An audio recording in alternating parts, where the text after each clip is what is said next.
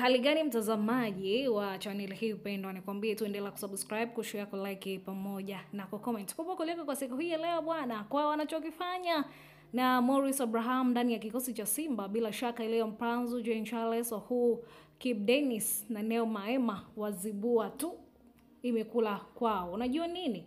Kuna wakati nyota mpya anaibuka kimya kimya bila ya kelele nyingi, lakini ghafla inapochomoza kila anaitazama na baki na mshangao mkubwa. Huo ndio ukweli unaonekana sasa ndani ya Simba kupitia Morris Abraham, mchezaji ambaye amegeuka kuwa kipenzi cha wekundu wa Msimbazi. Kiungo huyo amesajiliwa na Simba msimu huu baada ya kuachana na FK Spark ya Siberia. Usajili wake haukuwa wa mbwembwe nyingi tofauti na ilivyokuwa kwa wachezaji wengine kama Mohamed na Neo Maema, lakini kwa sasa jina lake limeanza kupenya midomoni kwa wengi baada ya kuwausha ndani ya Simba, akitajwa kama mchezaji tegemeo sambamba na nyota mwingine akiwemo Leo Mpanzu na Jean Charles Ahoua ambayo wamekuwa wakifanya vizuri zaidi kwenye kikosi hicho. Kuondoka kwa Fadul na kuja kwa Dimitri Penv, Morris ndio kwanza ameendelea kufanya vizuri kila anapotaja nafasi ya kucheza, wakati mashabiki wengine walikuwa wakizungumzia wachezaji wenye majina makubwa waliozoeleka. Selemani Matola ndio mtu wa kwanza kabla ya Penv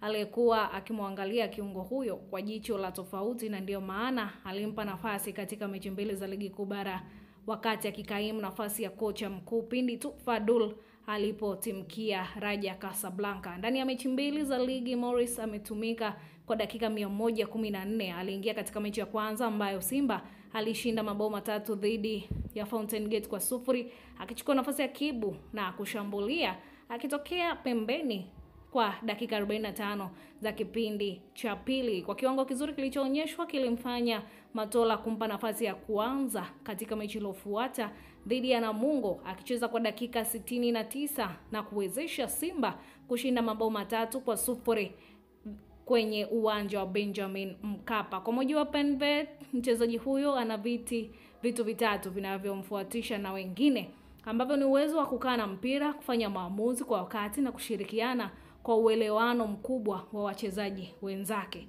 Morris ana kipaji asili na aligundua hilo ndani ya kipindi kifupi. Anafanya uamuzi ndani ya sekunde chache ambapo kinarahisisha kufanya mashambulizi kwa haraka.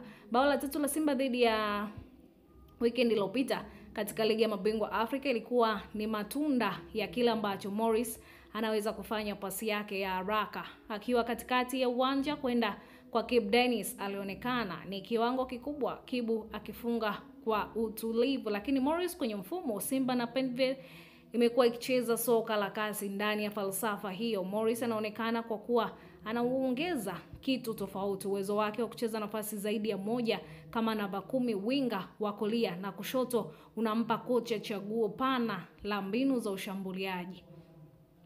Wasikie wadau mbalimbali wa soka nchini wameeleza vile nyota huyo anaweza kuwa lulu kwenye kikosi hicho kama ataendelea kujituma na kufanya kazi maelekezo ya benchi la ufundi na timu hiyo. Nyota wa zamani Kagera Sugar George Kavila anasema ana utulivu, anapiga pasi zenye macho na ana kasi ambayo unaweza kumkumbusha mtu enzi za Emmanuel Okwi.